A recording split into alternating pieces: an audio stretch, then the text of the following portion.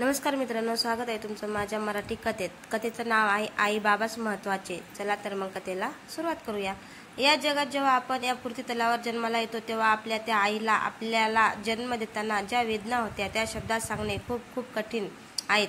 तिने आपल्याला जन्माला घालल्या वेळेस तिचा विचार कधीही तिच्या मनात सुद्धा येत नाही. ती त्यावेळेस देवापाशी फक्त एकच प्रार्थना करते की माझं मूल सुखरूप ठेव. आणि ते बाबा दवाखान्याचे बिल भरताना त्यांच्या हलाखीच्या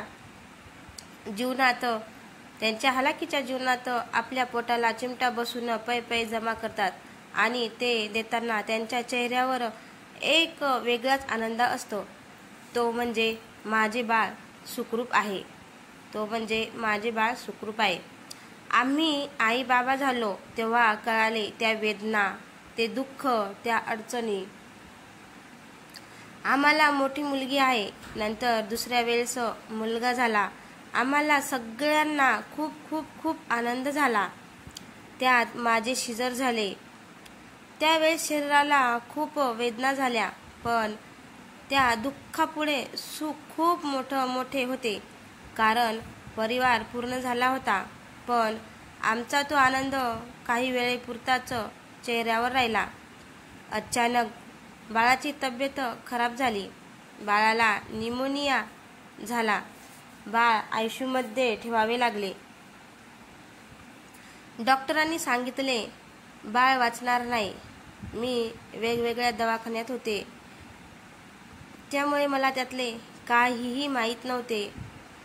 घरच्या कोणालाही विचारले तर ते म्हणायचे तुझे बाळ छान आहे. पण त्यांच्या बाबांनी डॉक्टरांना सांगितले तुम्ही काहीही करा, पण माझ्या बाळाला वाचवा. हो, मी बाळंतपणासाठी माहेरी असल्यामुळे माझे आई वडील, माझे काका काकू आणि माझे तिन्ही भाऊ सुद्धा खूप टेन्शनमध्ये असायचे. त्यांनी माझी पर्वा न करता रात आळीपाळीने त्या दवाखान्याच्या बाहेर एक वडापाववर रात्र काढायची. त्या बाळाला 15 दिवस दवाखान्यात ठेवले व डॉक्टरांच्या व नातेवाईकांच्या प्रयत्नाला यश आले व बाळ वाचले.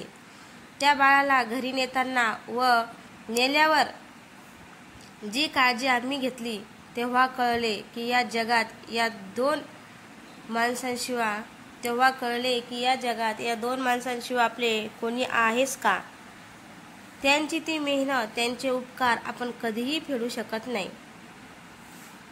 त्या दिवसापासूनच ते कधी स्वतःसाठी जगत नाही.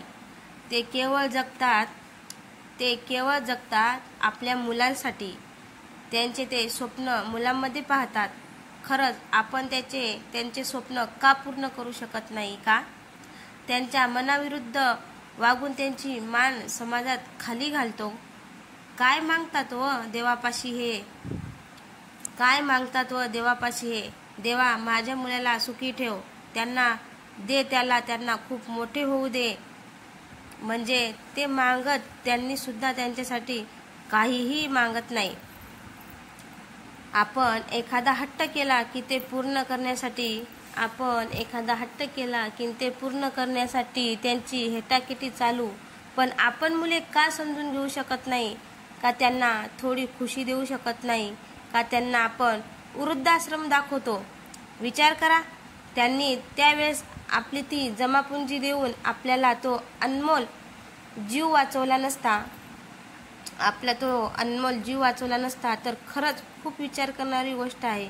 म्हणून आई वडिलांवर प्रेम करा. त्यांच्या गरजा खूप कमी आहे, त्या हसत पूर्ण करा. आपण म्हणतो की स्वर्ग नरक असतो, कोणी पाहिला माहीत नाही, पण आपण तो आपल्या घरात बोलू शकतो. त्यासाठी आई वडील आपल्या घरात आपल्या हृदयात असले पाहिजेत. देव सुद्धा तुमचे दर्शन घेण्यास आतुर होईल व आपले घर सुद्धा स्वर्ग होईल. मग आजपासून निश्चय करा व आई वडिलांवर प्रेम करा. तर मित्रांनो, ही छोटीशी आईवडिलावर कथा कशी वाटली तुम्हाला? आवडल्यास लाईक, कमेंट, शेअर करायला विसरू नका. चॅनलवर नवीन असाल तर